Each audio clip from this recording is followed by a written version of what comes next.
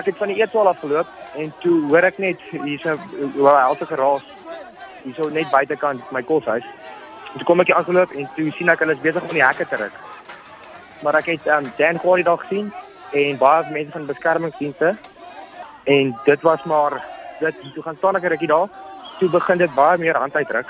Toe besluit ek maar gaan 'n video neem. En dis toe hulle begin water gooi oor almal en hulle het heeltyd geskree hulle wil inkom. En toe maak hulle net toe gaan daar van hierdie stun grenades af. Dis toe die hekke oop gaan. En toe loop die mense binnekant toe, dis wanneer die video opkom, ek het ook geloop. Ek het redelik onveilig gevoel. Net voor die daai stun grenades afgegaan het, toe gooi hulle bakstene oor die heining. Was jy bang? Ja, ek was redelik bang. Nogal skeer, want die mense het heeltyd ook soos hulle het liedjies gesing en dan wys hulle wil ons skiet en sulke goed.